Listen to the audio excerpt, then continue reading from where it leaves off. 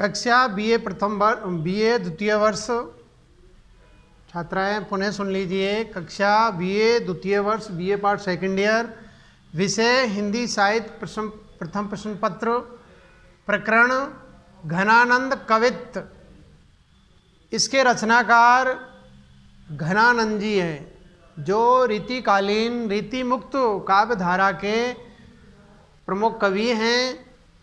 संपूर्ण जो रीति मुक्त काव्य धारा है उसके सर्वोपरि या सर्वश्रेष्ठ कवि माने जाते हैं। इनके काव्य के अंदर विरह वर्णन या यूँ कह सकते हैं कि सच्चे रूप में घनानंद जी प्रेम की पीर के गायक कवि माने जाते हैं। पिछले वीडियो में हमने घनानंद जी का व्यक्तित्व और कृतित्व और इनके घनानंद कवित्व से 4 पदों की सप्रसंग व्याख्याएं की है। तो बीए द्वितीय वर्ष की छात्राएं सप्रसंग व्याख्या करते समय मैं बार बार आग्रह करता हूं कि 4 बातों का विशेष ध्यान रखना चाहिए व्याख्या करते समय। संदर्भ, नंबर 1 संदर्भ, नंबर 2 प्रसंग, नंबर 3 भावार्थ सरल अर्थ और नंबर 4 काव्य सौंदर्य औबलिक कलात्मक सौंदर्य, विशेष टिप्पणी या साहित्यिक सामाजिक विश्लेषण। इन 4 बातों का विशेष ध्यान रखें व्याख्या करते समय। तो आज हम घनानंद जी का जो 5वां पद है उसकी सप्रसंग व्याख्याएं करेंगे। तो प्रस्तुत वीडियो को छात्राएं ध्यान से देखें, सुनें और अच्छी तरह उसका विवेचन विश्लेषण करने के उपरांत इस पर कमेंट करें, वीडियो को लाइक करें, सब्सक्राइब भी करें। 5वां पद है मरिवो विश्राम गने बेतो, ये वापुरो मीत तजो तर से, वे रूप छटान सहार सके, ये तेज तपे चित वे बरसे, घन आनंद कौन अनोखी दशामती, आवरी बावरी हवे थर से, बिछुरे मिले मीन पतंग दशा, कहो मोजिय की गति को पर से।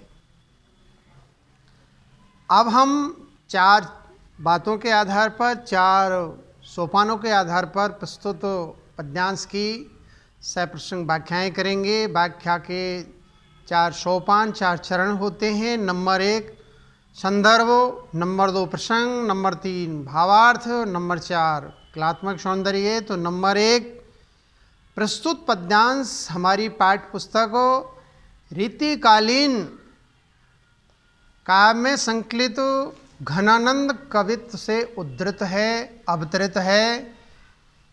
घनानंद जी रीतिकाल के प्रमुख कवि हैं। रीतिकाल में 3 काव्य धाराएं प्रवाहित हुई थी।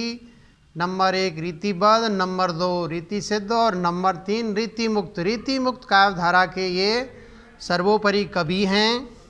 तो ये इसका संदर्भ। अब हम प्रसंग के बारे में चर्चा करेंगे। नंबर 2, तो इस पद में, प्रस्तुत पद में विरही कवि अपनी प्रेम दशा की मीन तथा पतंगे के साथ तुलना करता हुआ कह रहा है। क्या कह रहा है? अपनी स्थिति को अधिक कष्टप्रद बतला रहा है कि देखिए, प्रेमी के वियोग में गृहिणी की या प्रेमी की क्या मनोदशा होती है, क्या दुर्दशा होती है, क्या स्थिति बनती है, उसका प्रस्तुत पद्यांश में कवि चित्रण कर रहे हैं। अब इसका भावार्थ। प्रस्तुत पद्यांश में कवि कह रहा है कि जल के बिछुड़ने पर मछली तो मृत्यु को ही विश्राम अर्थात संपूर्ण कष्टों का अंत मानती है और मर जाती है, किंतु मेरा बेचारा मन प्रिय के द्वारा त्याग दिए जाने पर, उसके छोड़ दिए जाने पर, बिछुड़ जाने पर कलपता ही रहता है, तड़पता ही रहता है, विरह पीड़ा को सहन करता ही रहता है, वह मरता नहीं।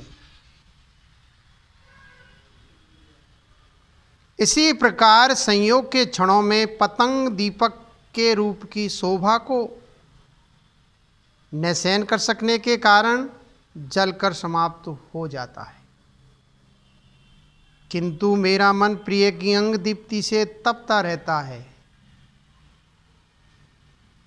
फिर भी उसे देखता हुआ आंसू बहाया करता है, आंखों में से अश्रुपात होते रहते हैं। आज से यह है कि प्रिय की रूप माधुरी को निरंतर देखता रहता है और मिलन में भी वियोग की आशंका से तपकर, मिलन में भी वियोग की आशंका से तपकर कष्ट सहन कर आंसू बहाया करता है।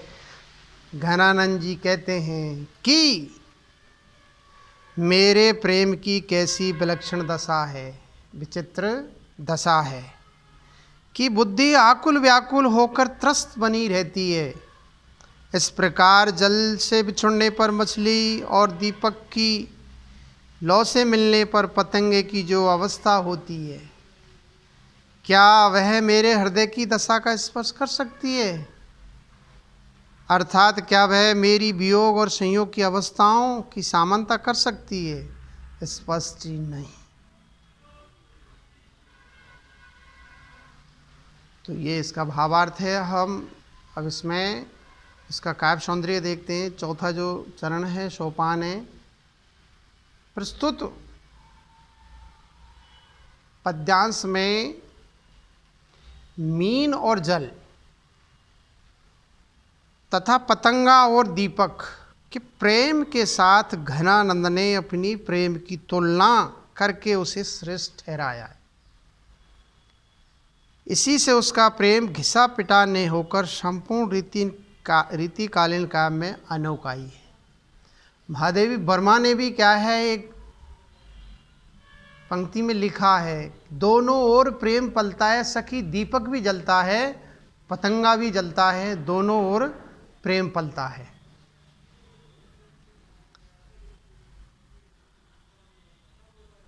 प्रथम दो चरणों में अपनी बात कहने की पुष्टि करने से काव्यलिंग अलंकार है और पद में सभंग, पद, यमक और यथासंख्य या कृम अलंकार, साथ ही तजोतर से तेज तबे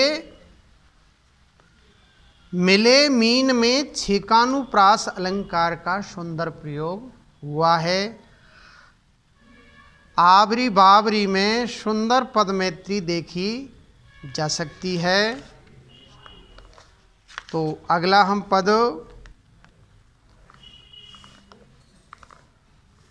जिसे हम छठा है जो पद घनानंद कवित का, छात्राएं ध्यान से सुने।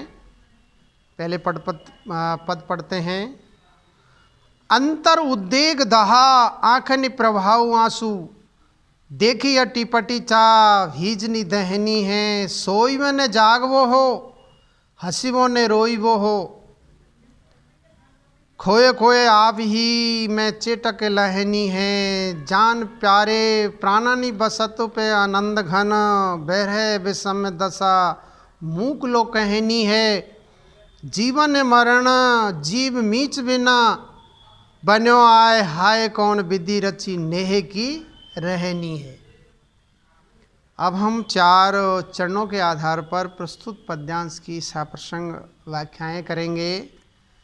जो छठा पद है तो नंबर 1 इसका संदर्भ।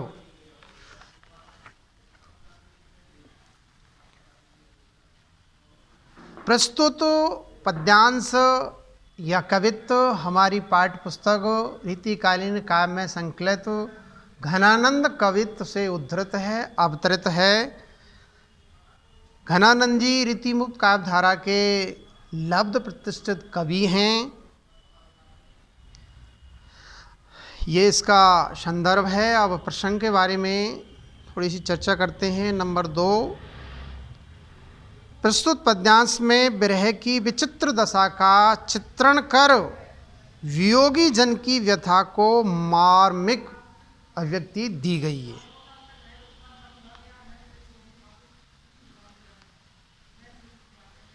कहने का तात्पर्य यह है कि इस कवित्व में कवि ने वियोगी की विलक्षण दशा का वर्णन किया है। वियोग की विविध दशाओं तथा स्थितियों का इस कवित्व में अच्छा वर्णन किया गया है। अब हम तीसरा जो सोपान है भावार्थ देखते हैं। कवि कहता है कि प्रेम की दशा बड़ी ही विलक्षण होती है। इसमें एक ओर तो आकुलता की अग्नि से हृदय जलता है, व्याकुलता की अग्नि से हृदय जलता है, और दूसरी ओर नेत्रों से आंसुओं की धारा बहती रहती है, प्रवाहित होती रहती है। इस प्रकार जलने और भीगने का एक साथ अनुभव होता रहता है। वियोगी अपने में ही लीन रहता है, तल्लीन रहता है और सम्मोहित सा प्रतीत होता है। पुनः यह जानकर कि प्रियतम प्राणों में ही बसे हैं, हृदय में ही बसे हुए हैं, फिर भी उनके अभाव में विरह की भयंकर अवस्था गूंगे का सा कथन ही बनी रहती है, अर्थात उसका पूर्ण रूप से वर्णन नहीं किया जा सकता है और न उसकी बात किसी की समझ में ही पूरी तरह आती है। अर्थात वियोग की विषम दशा अनुभूति से ही जानी जा सकती है, वह वर्णन का विषय नहीं है। विरह की विषम दशा में प्राणों के बिना ही जीना और मृत्यु के बिना ही मरना आ बना है। अर्थात प्राणों के बिना जीवित रहना पड़ता है और मृत्यु के बिना मरना पड़ता है। न जाने विधाता ने प्रेमी के रहने का ढंग कितना विलक्षण बनाया है। वह न तो जीवित ही होता है और न मरता ही है। ये वियोग की असहनीय दुर्दशा है, उसका बहुत ही सुंदर और मनोहारी चित्रण घनानंद जी प्रस्तुत पद में कर रहे हैं। तो ये इसका भावार्थ है। हम चौथा जो चरण है, सोपान है, इसका काव्य सौंदर्य, कलात्मक सौंदर्य देखते हैं। इस कवित्व में या प्रस्तुत पद्यांश में वियोग दशा की विषमता की अनुभूति परक व्यंजना हुई है। भावों की गूढ़ता और उसी के अनुरूप अभिव्यक्ति द्रष्टव्य है। विषम प्रेम की अनुभूति परक मार्मकता भी द्रष्टव्य है, देखने योग्य है। गूंगे का कथन, अपने आप में खोना, जादू का सा लाभ प्राप्त करना आदि मुहावरा का सार्थक प्रयोग हुआ है। और पद्यांश की भाषा शैली से सरल, कवि के भावों को अभिव्यक्त करने में पूर्ण रूप से समर्थ और सशक्त है।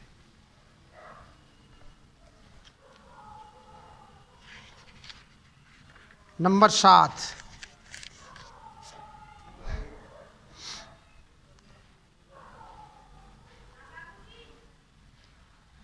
पर काजई देह को धार फिरो, पर जन जथा रथ हवै दर्शो।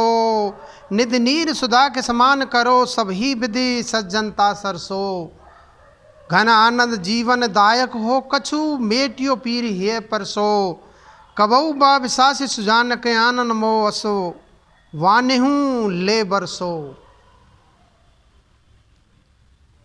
ये पद्यांश कि हम सप्रसंग व्याख्याएं करेंगे। तो इसका नंबर 1 सोपान संदर्भ। प्रस्तुत पद्यांश हमारी पाठ्य पुस्तक रीतिकालीन काव्य में संकलित घनानंद कवित्व से उद्धृत है। घनानंद जी रीतिमुक्त काव्य धारा के प्रमुख कवि हैं, उनके काव्य में हमें प्रेम की पीर देखने को मिलती है।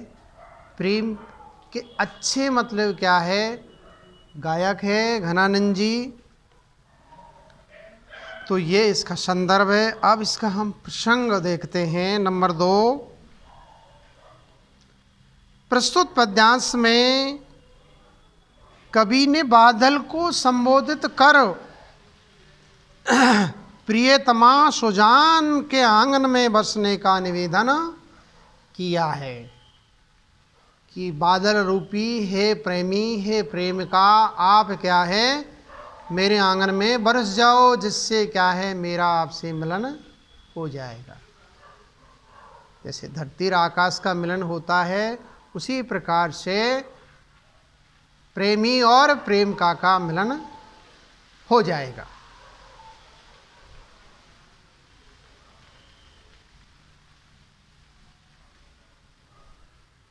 तो अब हम इसका तीसरा जो सोपान है, इसका भावार्थ देखते हैं।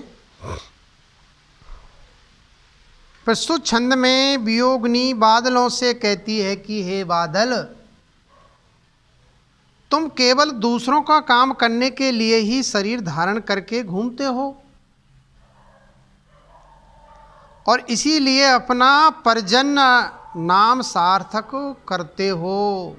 अपना पर्जन्य का तात्पर्य परमार्थी, यानी दूसरा का भला करना, ये बादलों का मूल उद्देश्य है। पर्जन्य का अर्थ है दूसरों के लिए जन्म लेने वाला।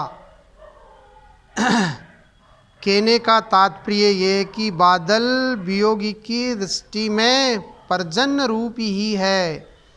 बादल दूसरों के लिए जो कुछ भी करता है उसी को स्मरण करता हुआ वियोगी कहता है कि हे बादल, समुद्र के खारे जल को लेकर तुम उसे अमृत के समान मीठा और शीतल बना देते हो, ठंडा बना देते हो, स्वादिष्ट क्या है जल का निर्माण कर देते हो।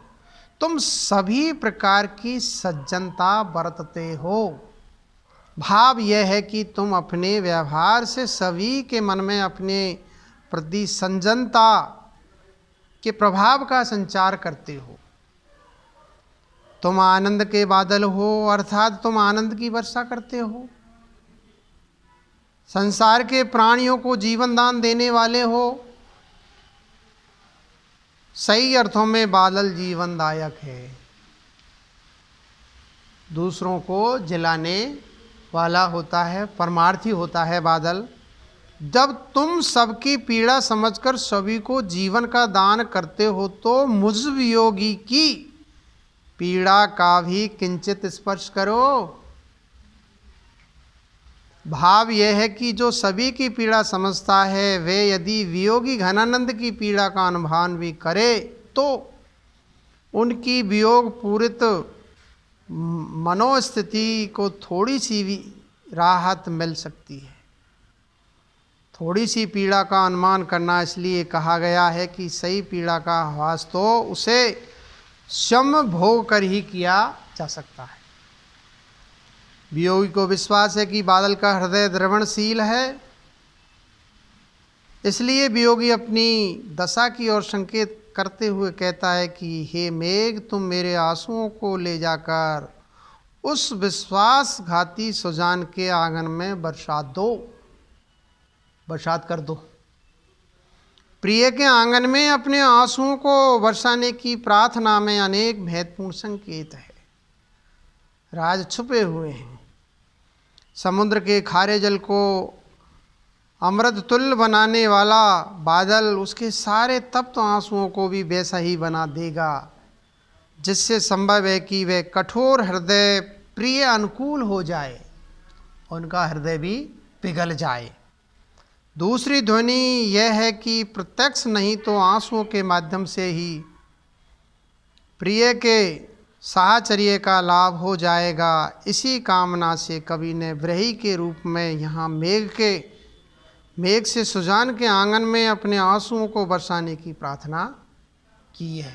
तो ये इसका संक्षिप्त में भावार्थ है। अब हम तीसरा सोपान, इसका कलात्मक सौंदर्य निहारते हैं, देखते हैं।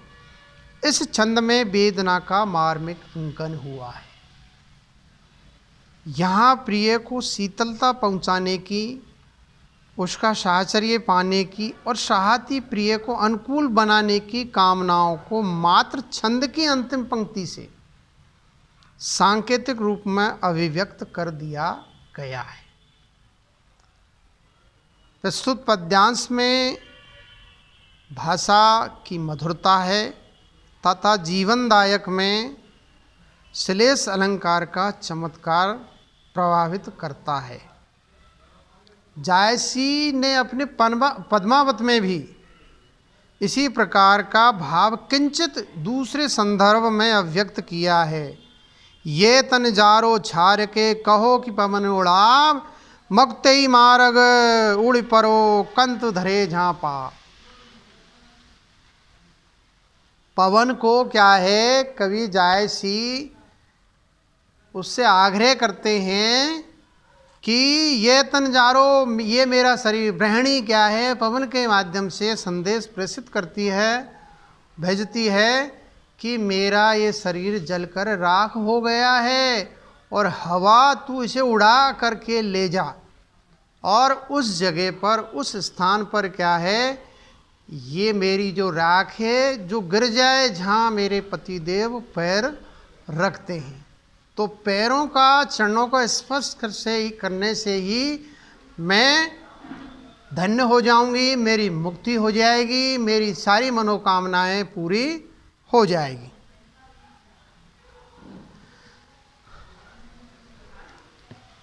और प्रस्तुत पद्यांश में अनुप्रास, श्लेष, परिकर आदि अलंकारों का सुंदर प्रयोग हुआ है। शवैया छंद प्रयुक्त हुआ है और पद्यांश की भाषा शैली सहज, सरल और सुबोध है। कवि के भावों को व्यक्त करने में पूर्ण रूप से सशक्त और समर्थ है। अब हम अगला जो पद्यांश है, आठवां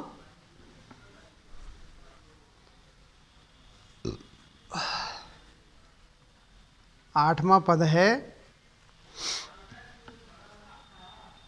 चंदई चकोर करे सौ शशि धे धरे, मनसा हूँ ररे एक देखवे को रहे द्वे। ज्ञान होते आगे जाकी पद भी परम ऊंची, रस उपजावे तामे भोगी भोग जात गवे। जान घना आनंद अनोखो ये प्रेम पंथ, भूले ते चलते रहे सूदी के थका तो हैवे। बुरो जिने मानो जो ने जानो कहू सीख लेहू, रसना के छाले परे प्यारे नेहे नाव छवे।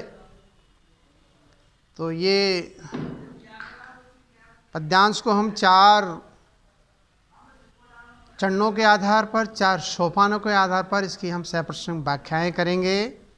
तो नंबर 1, इसका हम संदर्भ देखते हैं। प्रस्तुत पद्यांश हमारी पाठ्य पुस्तक रीतिकालीन काव्य में संकलित घनानंद कवित्व से उद्धृत है, अवतरित है, लिया गया है।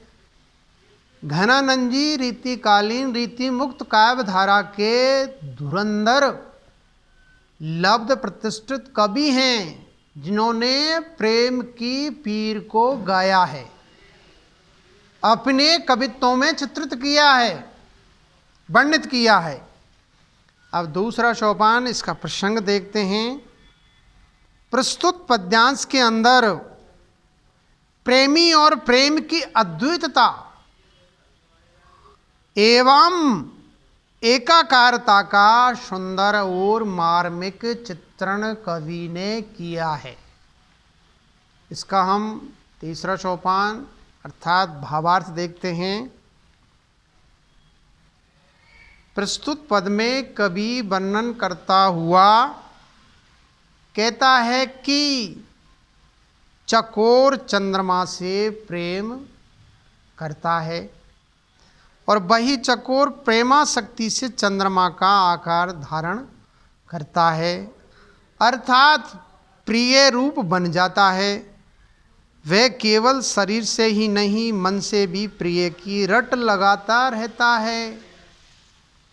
इस तरह केवल देखने में चंद्रमा और चकोर दो रहते हैं, परंतु वे एक ही हो जाते हैं। कहने का तात्पर्य एक जान दो कालिव, जान से, मन से, दिल से वो एक है, लेकिन शरीर से दो है। अर्थात प्रेम की पराकाष्ठा में चंद्रमा चकोर और चकोर चंद्रमा का रूप धारण कर लेता है। चकोर मन से अपने प्रिय को देखने की रट लगाता है। देखने मात्र से प्रेमी और प्रिया दो होते हैं, लेकिन वे एक ही लगते हैं। ज्ञान से आगे बढ़कर जिस प्रेम की पदवी परम ऊंची हो जाती है, अर्थात ज्ञाता और ज्ञेय में अभेद की स्थापना हो जाती है, जो प्रेम की पराकाष्ठा एवं परम ऊंची पदवी है, उसी दशा में इस प्रकार का आनंद अनुभूत होता है, रस पैदा करता है या रस पैदा हो जाता है, जिसमें भोगी और भोग विलास सब एक हो जाते हैं। अर्थात प्रेमानंद की तन्मय दशा में भोगियों के समस्त भोग विलीन हो जाते हैं, केवल आनंद की अनुभूति होती है। कवि घनानंद कहते हैं कि ये प्रेम का मार्ग बड़ा अनोखा है, अनुपम है, विचित्र है। इसमें प्रेमी और प्रिया तन मन की याद को भुला देते हैं, सुध बिसर जाती है।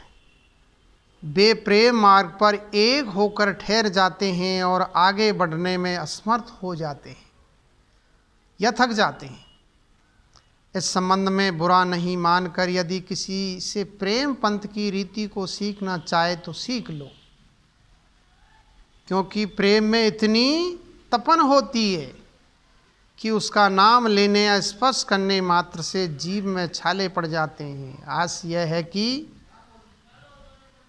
जो कोई प्रेम की इतनी तपन का सामना करने की क्षमता रखता है, वही प्रेम पंथ पर चल सकता है, वही प्रेमी की से मानसिक रूप में एकाकार या तन्मय हो सकता है।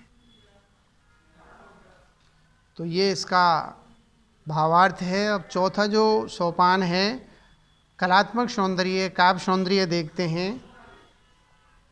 प्रस्तुत पद्यांश में या काव्यांश में, पदावतरण में कवि घनानंद ने अन्यत्र भी प्रेम पंथ की अनोखी रीति का निरूपण किया है। इसमें प्रेमी और प्रिया के तनमन से एकात्म अनुभूति का चित्रण मार्मिक रूप में किया गया है। और रीति मुक्त काव्य धारा के दूसरे कवि हैं, उन्होंने भी क्या है लिखा है कि प्रेम का पंथ कराल महाधल तलवार की धार पे धावनो है। ये प्रेम का पंथ कराल महातलवार की धार पे धावनो है। तो प्रेम का जो मार्ग होता है वो बहुत ही कंटकाकीर्ण, कांटों से युक्त होता है। इस पर चलना आसान नहीं है, सहज और सरल नहीं है।